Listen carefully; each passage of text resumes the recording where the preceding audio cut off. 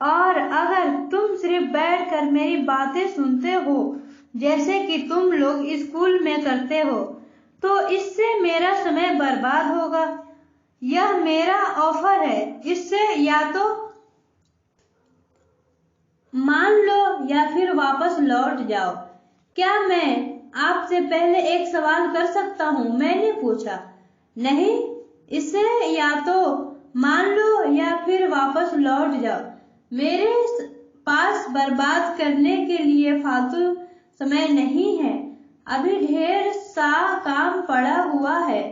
अगर तुम में तत्काल फैसला करने की क्षमता नहीं है तो तुम कभी पैसे कमाना नहीं सीख पाओगे।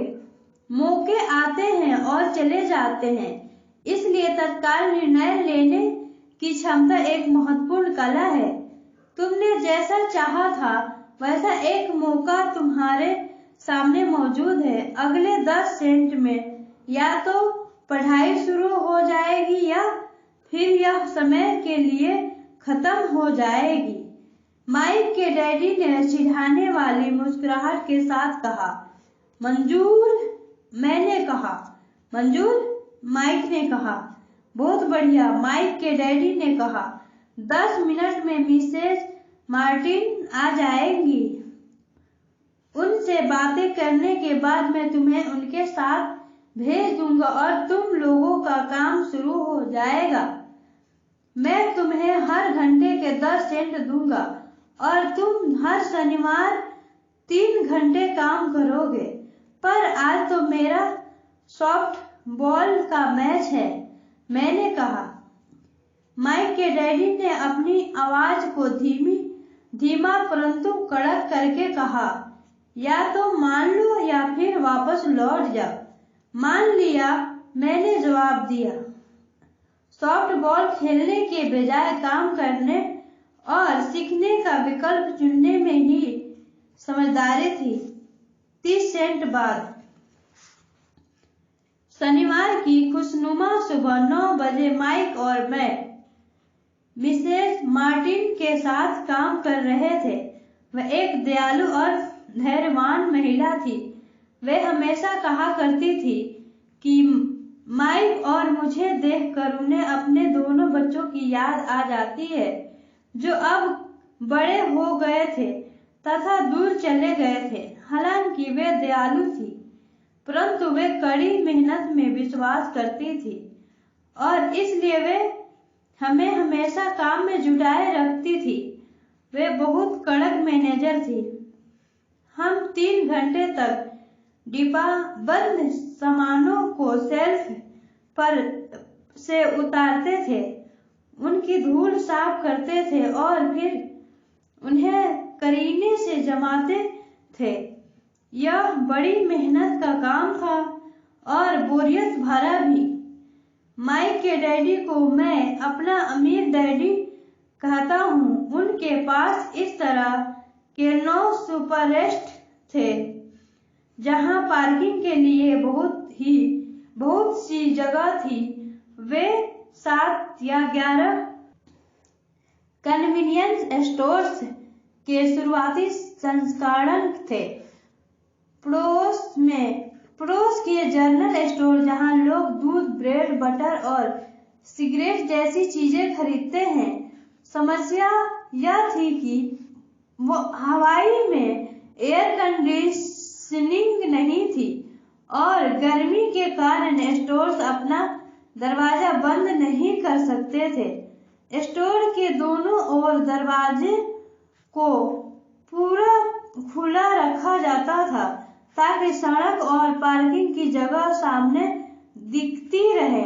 जब भी कोई कार पार्किंग में आती थी तो उसके साथ धूल का गुबार भी आता था जो स्टोर में घुसकर डिब्बों पर जम जाता था। इसलिए हम लोगों की नौकरी तब तक चलती जब तक कि एयर कंडीशनिंग नहीं हो जाती। 3 हफ्तों तक माइक और मैं मिसेज मार्टिन के पास जाकर 3 घंटे तक काम करते रहे।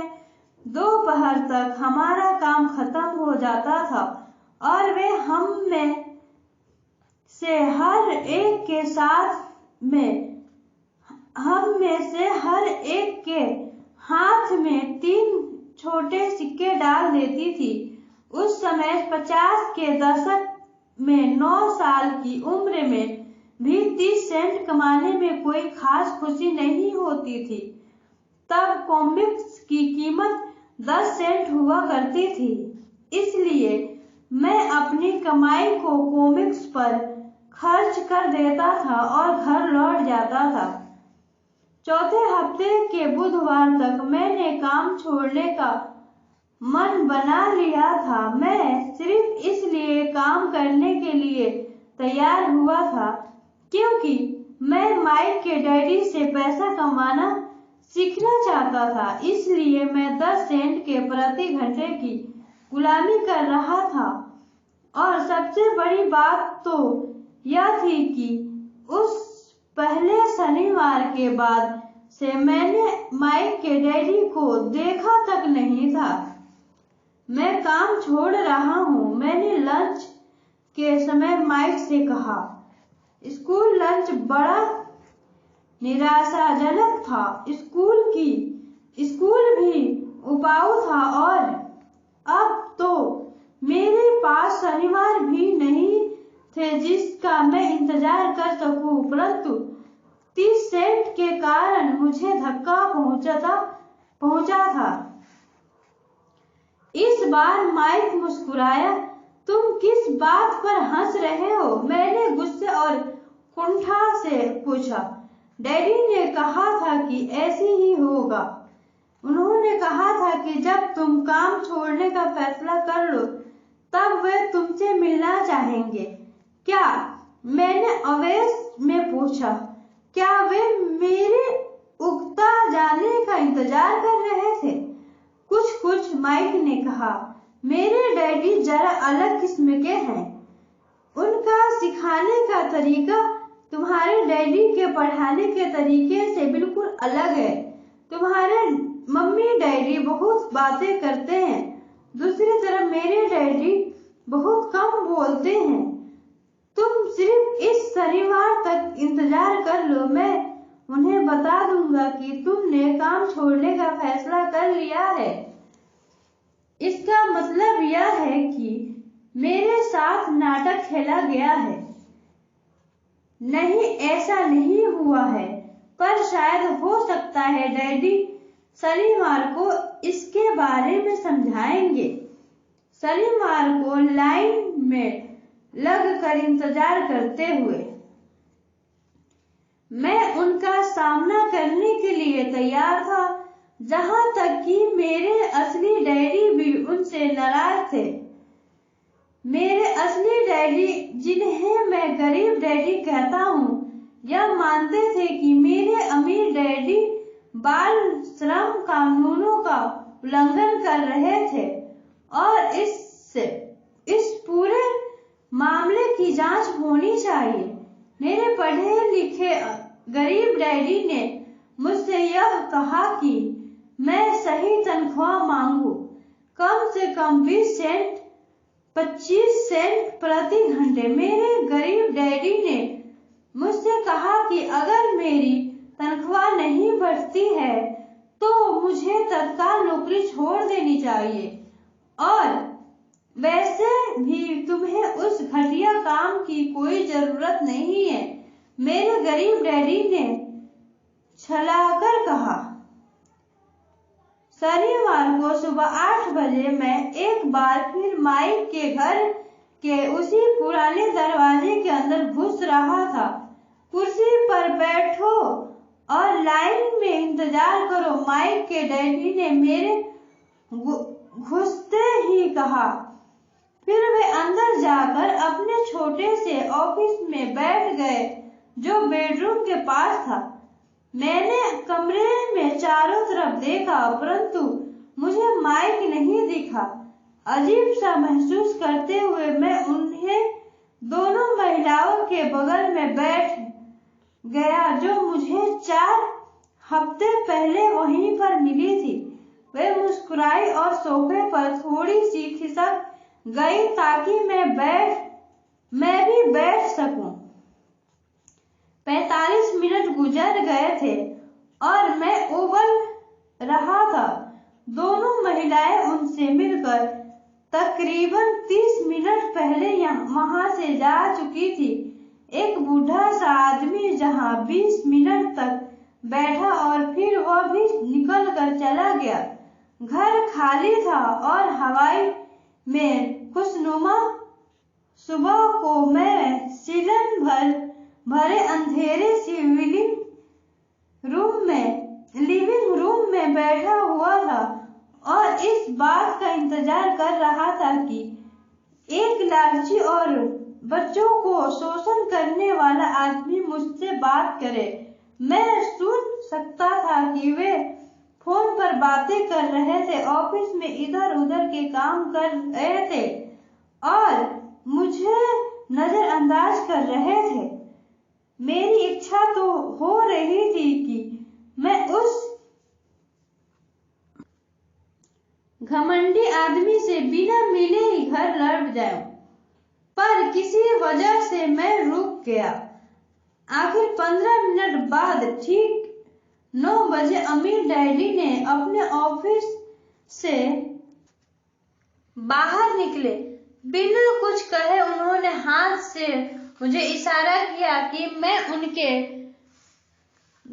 बेनुमा ऑफिस में आ जाऊं। अमीर डैडी ने अपनी ऑफिस कुर्सी पर बैठते हुए कहा, या तो तुम्हारी तनख्वाह बढ़ाई जाए या तुम काम छोड़ रहे हो, है ना? हाँ, समझौते के मुताबिक आप अपनी शर्त पूरी नहीं कर रहे हैं, मैंने लगभग आंसुओं से भीगे स्वर में कहा। 9 साल के बच्चे के लिए एक वयस्क का सामना करना बहुत ज्यादा डरावना था। आपने कहा था कि अगर मैं आपके लिए काम करूंगा तो आप मुझे पैसा कमाना सिखाएंगे। अपनी तरफ से मैंने आपके लिए काम किया है, मैंने कड़ी मेहनत की है। इस काम के लिए मैंने अपने बेसबॉल गेम की भी कुर्बानी दी है और अब आप अपने वादे से मुकर रहे हैं। आपने मुझे कुछ भी नहीं सिखाया, आप धोखेबाज हैं। जैसा शहर के सभी लोग कहते हैं, आप लालची हैं, आप केवल पैसा कमाना चाहते हैं और अपने कर्मचारी का बिल्कुल ध्यान नहीं रखते। आपने मुझे इतनी देर तक बाहर बिठाए रखा और मेरी जरा भी इज्जत नहीं की। मैं एक छोटा सा बच्चा हूँ और आपको मेरे साथ इससे बेहतर बर्ताव करना चाहिए था। अमीर डैडी अपनी कुर्सी पर पीछे झुक गए। अपने हाथों को ठुड्डी तक लाकर उन्होंने मुझे घूरा। ऐसा लग रहा था जैसे वे मेरा विश्लेषण कर रहे थे। बुरा नहीं है, उन्होंने कहा, 1 महीने से भी कम समय में तुम वही भाषा बोल रहे हो जो मेरे ज्यादातर कर्मचारी बोलते हैं। क्या? मैंने पूछा। मैं समझ नहीं पा रहा था कि वे क्या कर रहे थे और इसलिए मैंने अपना दुखड़ा रोना चालू रखा। मुझे लगता था कि आप अपने वादे पर कायम रहेंगे और मुझे कुछ सिखाएंगे। इसके बजाय आप तो मुझ पर अत्याचार करना चाहते हैं। यह तो जुल्म है, सरासर जुल्म। मैं तुम्हें सिखा तो रहा हूँ, अमीर डैडी ने धीमी आवाज में कहा। आपने मुझे क्या सिखाया है? कुछ भी नहीं, मैंने गुस्से से कहा। एक बार मैं चंद सिक्कों में काम करने के लिए तैयार हो गया, उसके बाद तो आपने मुझसे बात तक नहीं की। 10 सेंट प्रति घंटे मैं आपकी शिकायत सरकार से करूंगा। हमारे देश में भी बाल श्रम कानून है आप तो जानते ही हैं कि मेरे डैडी सरकार के लिए काम करते हैं। शाबाश, अमीर डैडी ने कहा। अब तुम उन ज्यादातर लोगों की भाषा बोल रहे हो जो कभी मेरे लिए काम करते थे। वे लोग जिन्हें या तो मैंने नौकरी से निकाल दिया या जिन्होंने खुद मेरी नौकरी छोड़ दी है। तो इस बारे में आपको क्या कहना है? मैंने पूछा और मुझे यह लग रहा था कि कम उम्र के बावजूद मैं बहादुरी से बात कर रहा था। आपने मुझसे झूठ बोला। मैंने आपके लिए काम किया और आपने अपना वादा पूरा नहीं किया। आपने मुझे कुछ भी नहीं सिखाया। कौन कहता है कि मैं तुम्हें कुछ नहीं सिखाया है? मेरे अमीर डैडी ने शांति से कहा। मैंने 3 हफ्ते तक काम किया और इस बीच आपने सिखाना तो दूर रहा, मुझसे कभी बात तक नहीं की। मैंने व्यंग्य भरे अंदाज में कहा। क्या सिखाने का मतलब केवल भाषण या बातचीत ही होता है? अमीर डैडी ने पूछा। और क्या, मैंने जवाब दिया। इस तरह से वे तुम्हें स्कूल में सिखाते हैं। जिन्होंने मुस्कुराकर कहा। परंतु जिंदगी तुम्हें इस तरह नहीं सिखाती और मेरा यह मानना है कि जिंदगी सबसे बढ़िया टीचर होती है। ज्यादातर वक्त जिंदगी आपसे बातें नहीं करती, यह एक तरह से आपको धक्का देती है। हर धक्के के जरिए जिंदगी आपसे कहती है, जाग जाओ, मैं तुम्हें कुछ सिखाना चाहता हूँ।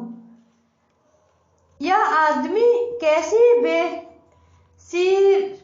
की बातें कर रहा है? मैंने अपने आप से पूछा। जिंदगी अगर तुम मुझे धक्का देती है तो इसका मतलब यह है कि जिंदगी मुझसे बातें करती है।